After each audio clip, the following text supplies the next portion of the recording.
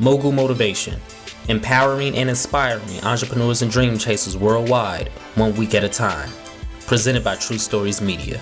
And I'm your host, Antoine Twiz Taylor. This story is powered by perseverance and fueled by faith. Manushka is currently an assistant city attorney for the city of Shreveport, Louisiana, but her journey to get there wasn't easy. Growing up in a household where the expectations were to go into the medical field, to changing her major, to facing a transformative journey on passing the bar exam. This is her story, in her words. Manushka, at what point did you make the decision and say, you know what, I want to be a lawyer? For me, it wasn't a seamless transition into that decision because I grew up in a home with a doctor. My mom is a medical doctor. And so If you know anything about island culture, it's very legacy based. And so it was really heavily inundated in my home, like, hey, we would love for our kids to be doctors. So really what I was surrounded by is the medical field. And so I went into college intended to be a bio major. So I actually started off as a biology major, but I knew in my heart that I never wanted to be a doctor. That's never been something I was drawn to in terms of for me. I found it interesting, but it wasn't for me. And so it took after my first year of college where I had to have a conversation with my parents. I said, hey, I'm excelling all my other classes except for my biology class. I was failing miserably. And that's always been my story. Like, science classes just have never been my forte. And so when I switched over to English writing, I started realizing, one, writing's always been my first love. That's above everything else. That's what I love to do. And then I always used to love watching crime investigation shows and really following how the legal portion of it, once the investigation was over. Like Law and Order and stuff? No, actual crime, like the real life one, okay, where they would document actual crimes that occurred. And so I loved following the legal portion where they would document the trial and things of that nature.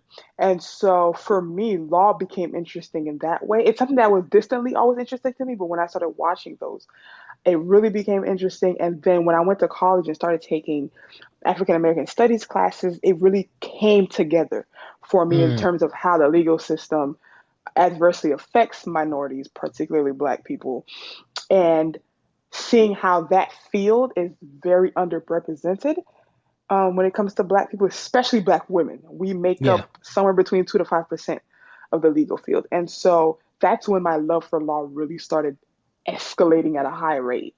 And so when I realized that, wow, this is what I might want to do, everything started coming together, and I felt settled and I felt at peace with knowing that this is the route that I want to pursue.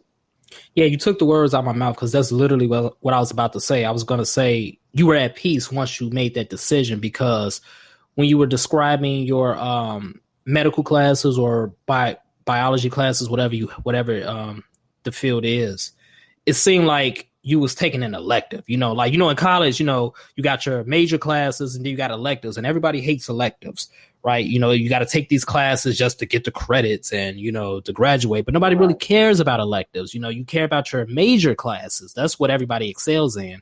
So that's what it sounded like to me when you made that comment. It's like these medical classes was like electives, like classes that you just hear so you don't get fined. You really didn't want to be there, and you had that conversation with your parents. How did that conversation go? It was a very intense, heavy conversation. I remember it vividly. I remember where I was laying on my bed in my dorm. It lasted for 2 hours because in their minds, one, it was the fact that I said I was switching my major to English writing. And if you know anything about island parents, if you don't say you're going to be a doctor, engineer, or a lawyer, they think that you're throwing your life away. So for them hearing English writing, they thought, what are you going to do with that? You're going to be an author?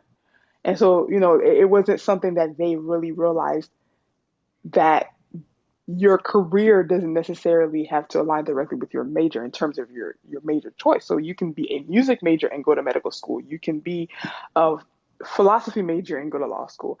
And so I was telling them that I chose English writing not because I plan on being a writer by trade per se.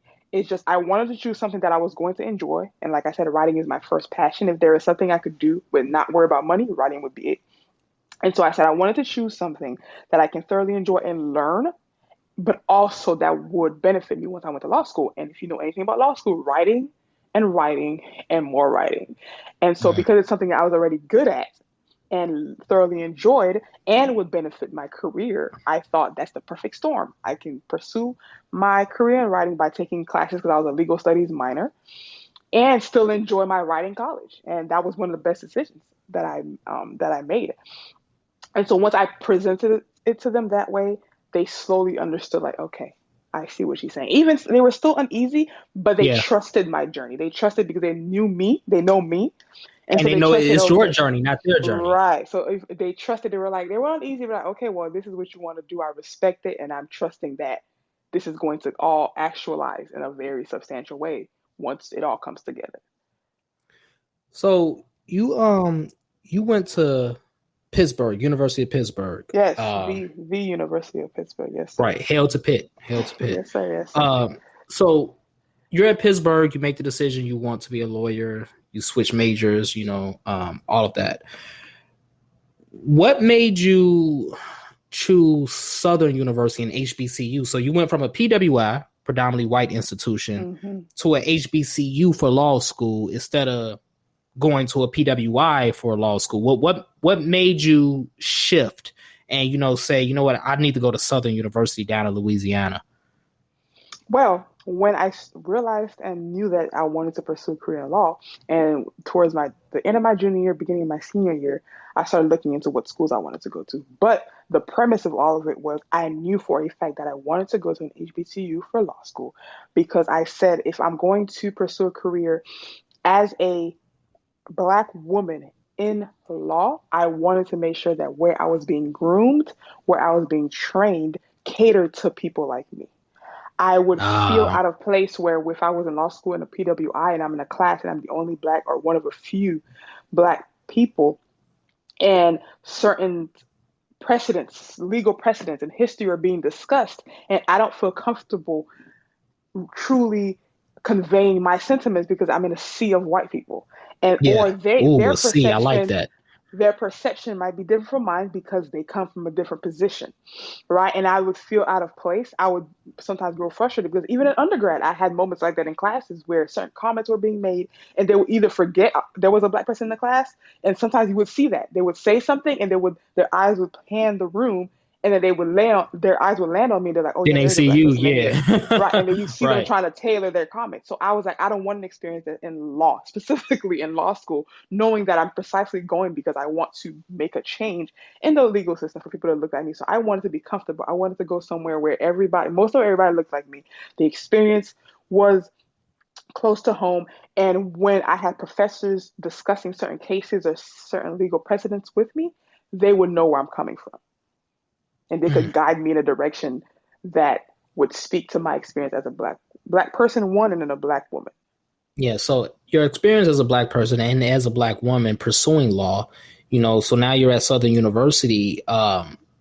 What was it like, not just at a HBCU, but more so in law school, studying the law at an institution for Black Americans? It was great. I regret not one day of my law school experience.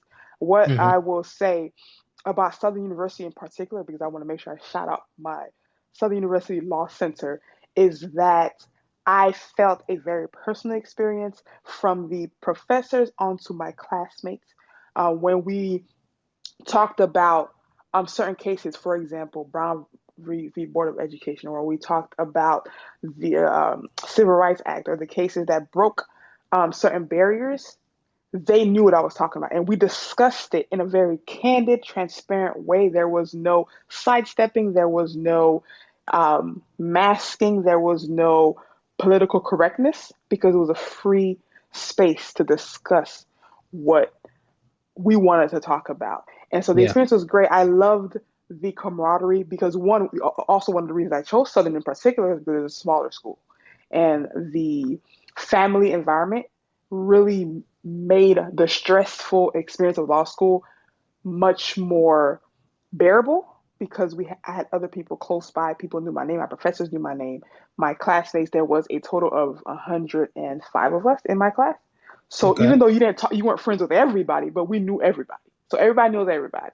And so we looked out for one another, um, very much so, and not in just a cordial way, but a very personal way. We looked out for one another. There was no moment or no instance where somebody was going through something, minor or major, where somebody wasn't there for them in an extensive way. And so that Yeah. for me validated my decision to go in HBC. And it sounds beautiful, because I didn't go to a HBCU. I went to a PWI, and I didn't go to grad school or anything like that. But we all know at HBCUs, that's like one of the few places in this country where we're not the minority, right? Right. I just interviewed Dr. Misty Harrison last week, and she said she was just one of, I think, 11 Black students in her medical school. So I can just only imagine what it does for the psyche and the confidence when majority of the people in your class look like you. They understand the struggles you went through. They understand the struggles you're learning. Well, not the struggles you're learning, but they understand the things you're learning to overcome the struggles that people are going through on the outside world, outside of this law school. You know what I mean? Right, So, right. like, would you say, like, and again, this isn't, throwing shade at Black students at PWIs, but would you say at HBCU boost the confidence of a Black student? For me, I would say yes, because I have both sides. I don't have the graduate school experience side for PWIs, but I have the undergraduate side experience from PWI and the HBCU side for graduate school. And for me, not to take away from my experience at Pitt, because my experience at Pitt actually contributed to my blackness in a way. Um, Mm-hmm. but my experience at Southern gave me a certain confidence in knowing that I can be a majority for a 3 year period and still succeed outside. Because one of the tropes that you hear about people not wanting to go to HBCUs is that it's not representative of the real world, right? Yeah. And I truthfully be told, to be transparent, when I was a kid, I had that same perception. I don't want to go to Yeah. Yeah. We HBCU all did. because, right, that's not the real world. You want diversity, this, that, and the third. However, I have the rest of my life to be a minority. Give me these few Mm, years where I can be part of the majority.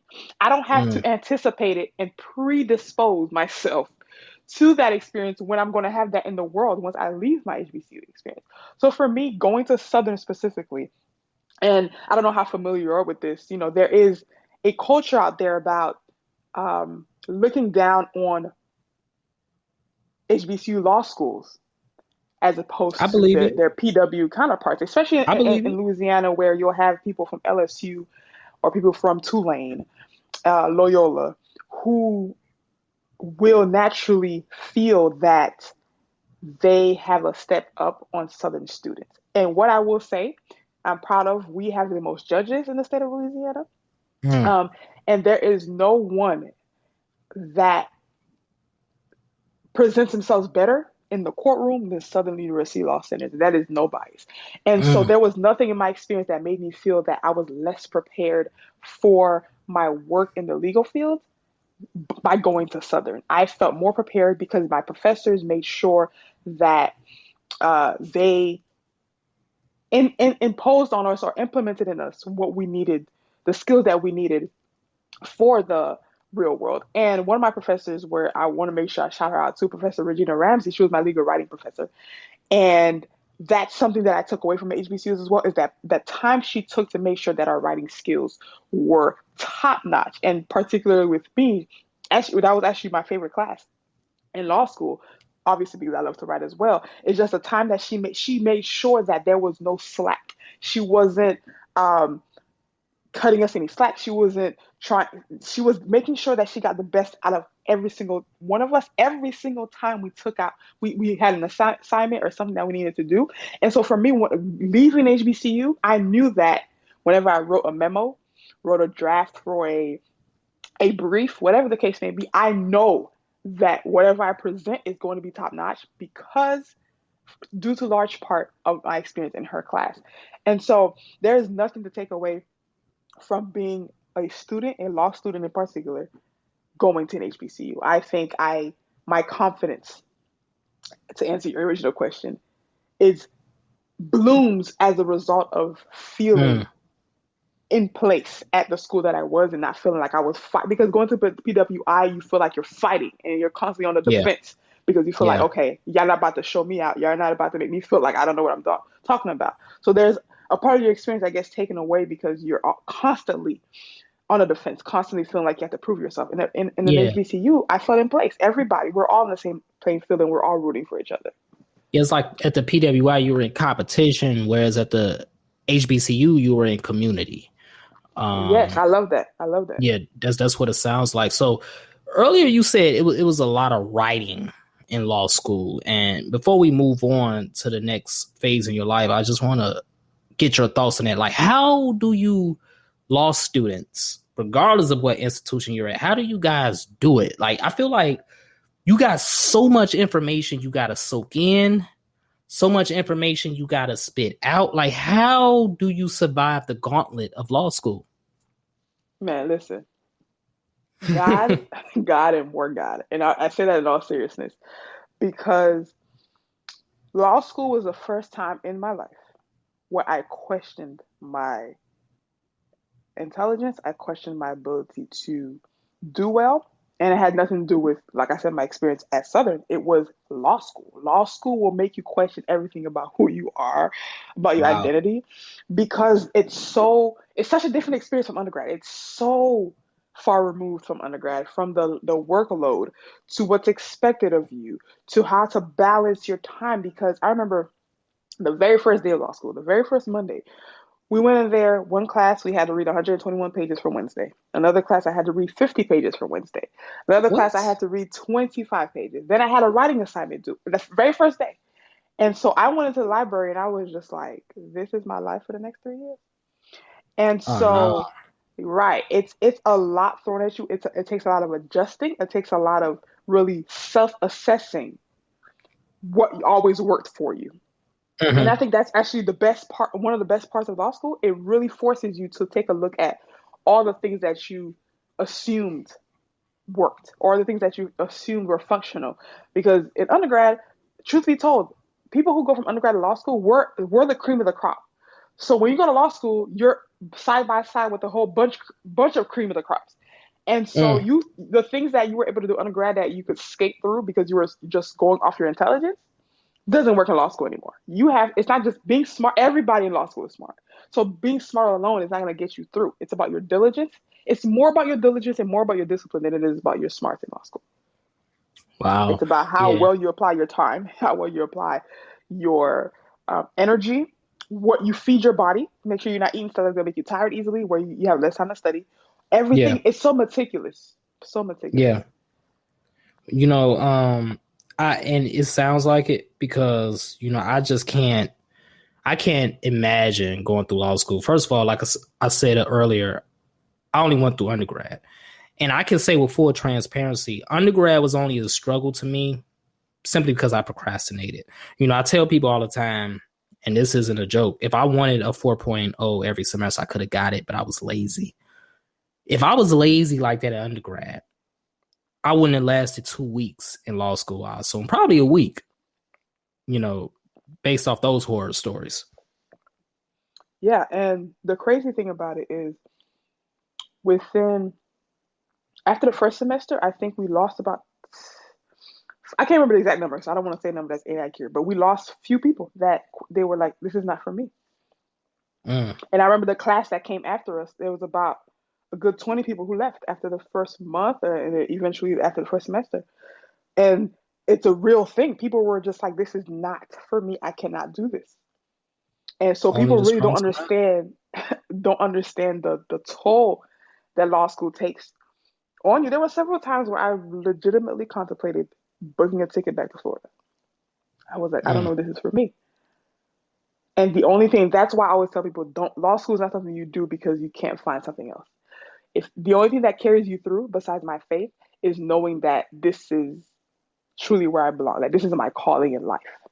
That carries you, that keeps you pushing in the moments where nothing else will. You go through the gauntlet of law school only to encounter the mountain known as the bar exam. Um, Man. So tell us about your experience with the bar exam because I feel like you have a very inspirational story to tell about it. Just walk us through the bar exam and this mountain that you had to conquer. Man, every time I think about that journey, I get emotional and I just get overwhelmed and humbled by that process. So I graduated law school May 2019. So the bar was scheduled for July 2019. So literally the May 18th was my graduation date. And then May 18th, Saturday, Sunday, the rest of my most of my family went home, and then Monday was right to study. And so we didn't really get that time to fully take in the fact that we were done with law school. It was graduate, great, take that day, enjoy it, and then get to studying. So Yeah. studying for the bar exam is law school on steroids. You're essentially condensing all the craziness and all the intensity of law school into 2 months of studying for the bar. So you literally have no life. You're from dawn to dusk, you are studying. You have to have a schedule. This is how I'm going to divvy out the different subjects so I can study. And you are in those books for 2 months. And so I was doing that. But through my weeks of studying, I never felt fully confident. There was never a moment where I felt like I was going to pass. And truthfully, I feel like that played a role in me not passing that first time because there's a Mm. big part of this that's very mental. And if you don't believe you're going to pass, you're You're probably not not. going to pass Yeah. because the from law school to bar exam, it's mental. A lot of it is mental. And so when I was studying, I never felt confident in my head, in my heart of hearts. I knew I was going to fail. I said, I'm not going to pass this exam, and I carried that with me into the exam room. So I remember Wow. our Louisiana exam is one of the hardest bar exams in the country. It's 3 days, 8 hours, Monday, Wednesday, Friday, 8 hours. And I remember Wednesday, the second day, the last exam, which was from 2 to 5. I walked out after at 2:45 because I literally did not know the rest of the answers. It could have been Dutch, German, would have made a difference because it was essentially the same thing. I had no idea what the answer was. I couldn't figure out. And so I quit. I answered the little bit Mm. that I could, and then at 2:45 I walked out and in my head I said I'm not passing this bar exam. I don't know the answer to this. I came back Friday. I did well on Friday because Friday the subjects on Friday that are tested on Friday are my strongest. But I knew when walking out of there I did not feel confident that I passed. And so we got our results back in October, and lo and behold, I did not pass. I missed it by 92 points, I want to say. I can't remember exactly, but it was somewhere around there. And it hit me hard. If you did not go through the experience of taking these bar exam and failing, there's no amount of explanation I can give you to reproduce the feelings that conjures in you. Yeah. And It's kind of like not to cut you off, but we as in society talk about manifestation a lot. mhm. It's like you manifested this. It's like you said I'm not gonna pass. I'm not gonna pass, and boom, you didn't pass. Yeah, and that's a big part of it, like you said, truly carrying with you what you believe. And so, even if your intelligence and your intellect tells you you can do it, if your spirit and your heart is not in alignment with the level of your intelligence, you can still fail.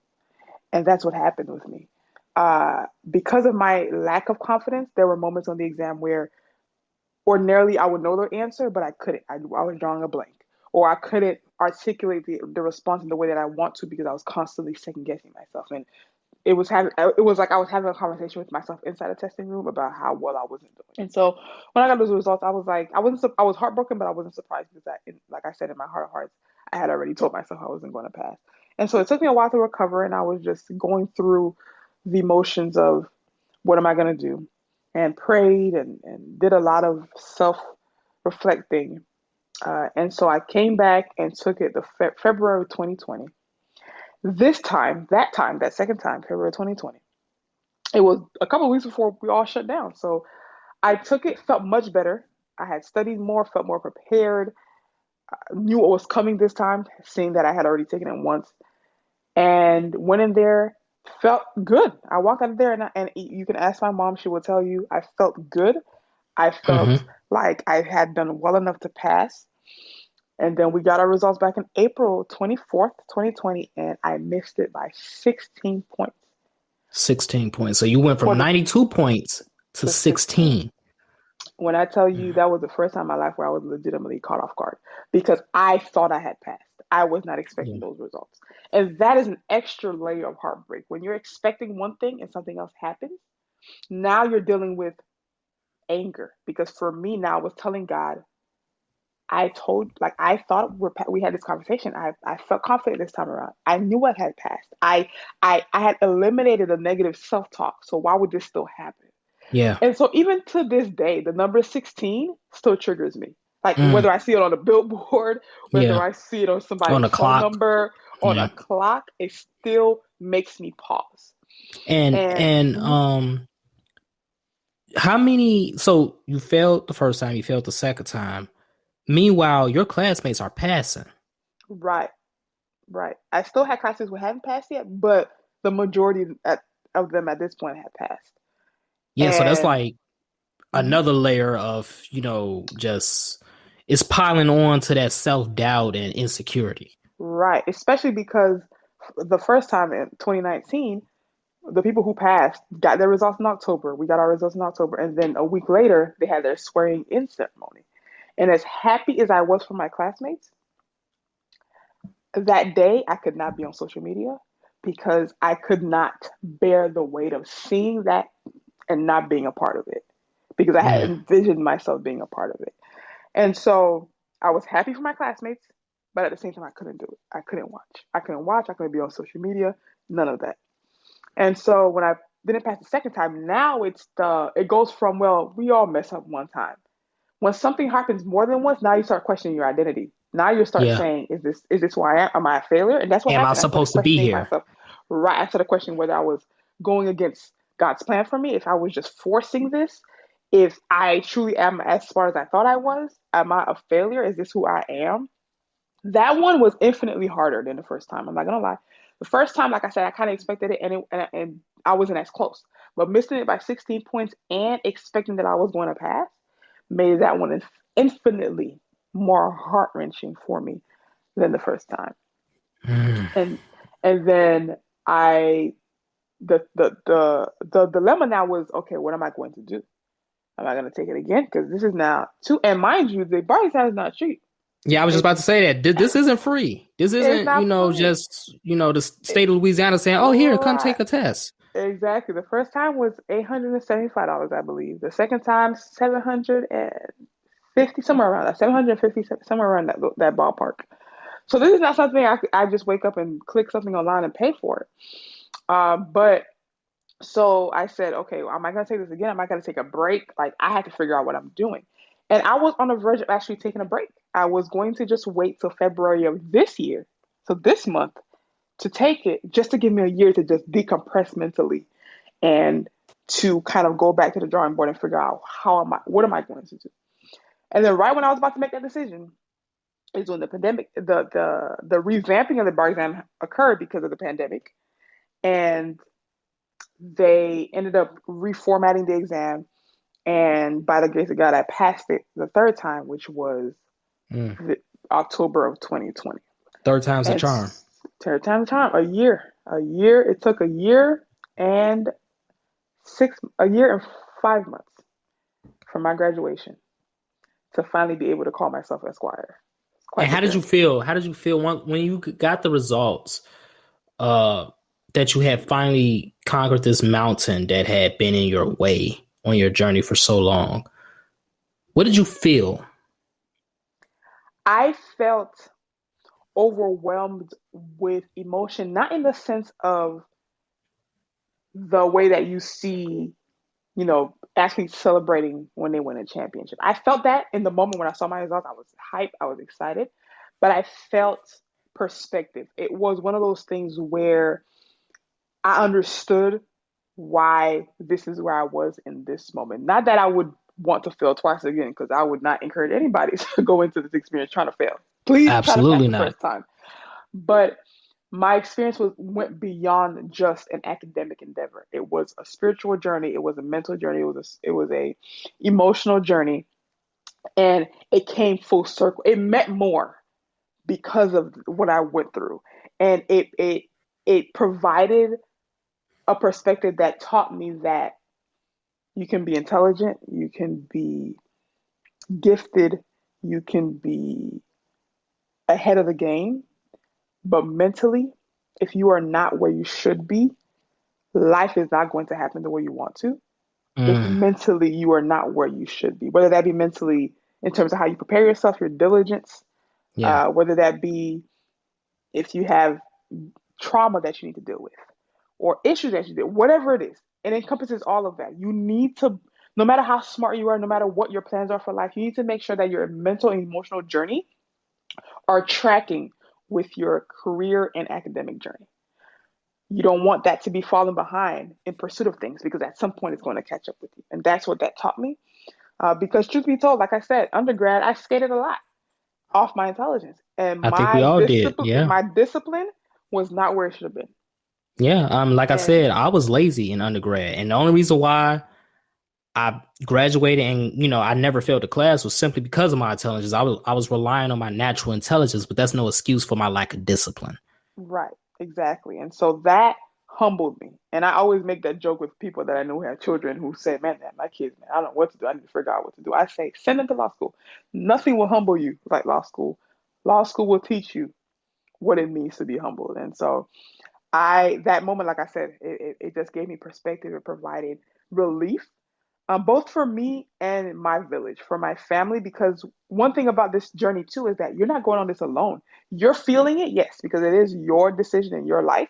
But the people who love you are feeling the weight of this as well.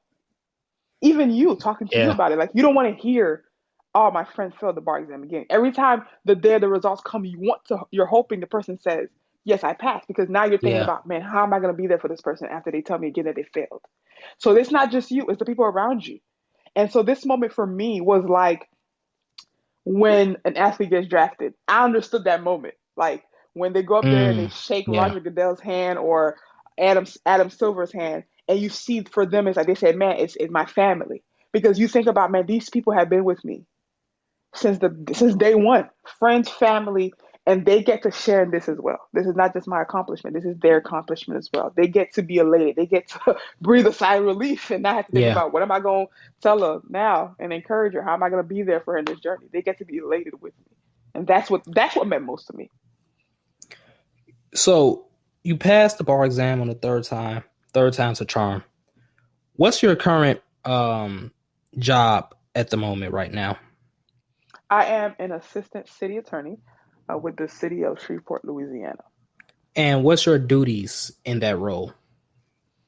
So our department essentially is the legal counsel for the city. So every department of the city we represent and we provide legal counsel for, and we also deal with misdemeanors, so civil suits. Um, Okay. the the prosecutor's office they deal with the criminal stuff, but we deal with the civil stuff. So whenever, for example, just to make it plain, Department of Public Works, so the people who pick up your trash, if there's an issue there and there's legal advice that's needed, we provide that. If there is an ordinance or a new law that somebody wants to introduce and wants to implement into our code, we provide counsel and advice on that to see if it's allowed, if it can go through, if it's something that they should do. We don't make anybody do anything because we're there just to provide counsel. Yeah. So that's what we do. We are essentially the legal counsel team for the city. And how many Black people are in that office or department? That is one of my biggest testimonies is everybody in my office is Black, and everybody, Mm. with the exception of my boss, is a Black woman. And Look, we're all Southern University Law Center look at that. alumni. So this is that community that we talked Right. about earlier in the interview. It's like even though it's Southerners in Louisiana, you're in Shreveport, Louisiana. What's the odds that you're still surrounded by this camaraderie? You know what I mean? From a school that helped mold you, helped prepare you to conquer the bar exam, but not just the bar exam, but to conquer things in the real world, because that's your duty as a woman of law, to conquer issues in the real Right. world. Like, do you feel like that's kind of like destiny in a sense? Like, you're journey was to go through Southern and to go through the hell of failing the bar exam once, twice, and then just end up surrounded by more comrades at the end of the tunnel. Oh, absolutely. I firmly believe in divine enablement and divine direction. And for me, aside from that, which circles back to our conversation about going to an HBCU for law school, is that looking out for each other, which is why I always staunchly defend against that myth that Black people don't support each other. Because one thing about Southern alums, when you apply for jobs or you're going to some kind of network event, when they see Southern University Law Center on your resume, they will look out for you because they say, I went to Southern, I'm looking out for another Southern alum. They pay it forward. That legacy, that Southern legacy is very heavy in Louisiana. And so knowing that everybody in my office are Southern University Law Center alums is not by accident. It's not coincidental. We look out for each other. And so that is something that I can't guarantee that I would have found going to a PWI because there's a million of them. There's a million of them, and it's a much bigger body. And so somebody seeing my name and seeing what school I went to doesn't necessarily draw attention to me. But me going to Southern and me going to a smaller HBCU and having that family environment, a family orientation was big in my being hired. And so I vouch for HBCUs for that reason. I vouch for Black people for that reason. And I speak against the myth that we do not support each other. We absolutely support each other because I wouldn't have gotten that job if it wasn't for another Black person. I saw a young Black woman who went to the same school he went to 30 years ago and decided to give me a look. Out of your entire path, when you went to Pitt, you wanted to change your major. You get to Southern, is, rigoring. You go through the bar exam like we just talked about, and even your current position now. What would you say was your central motivation through all of that kept you going and said, I need to do this. I need to get it done? If I could boil my central motivation in one word, it would be faith. Both in the sense of my faith providing the fuel for me to keep going when I felt like this might not be for me, or I felt depleted emotionally and spiritually, but also in the matter of my faith drives my purpose. And so for me, the notion of social justice, the notion of seeing more minorities being represented in the legal field all go back to my faith, because I firmly believe that I serve a God who vouches for the underrepresented, who vouches for the oppressed, who vouches for the marginalized. So that is what keeps me going, knowing that I'm doing this for a bigger cause than myself. For me, this is kingdom work. This is not just a career. And so I know that no matter where I go, no matter what my lot in life is, I can always keep going because I know I'm doing this for the right reason. And I know for whom I'm doing this. If this podcast has benefited you in any way, shape, or form, I ask for two things as always. Number one, please leave a 5-star review. And number two, pass it on to a friend who may benefit from it as well. A new episode of Mogul Motivation will be out this Wednesday.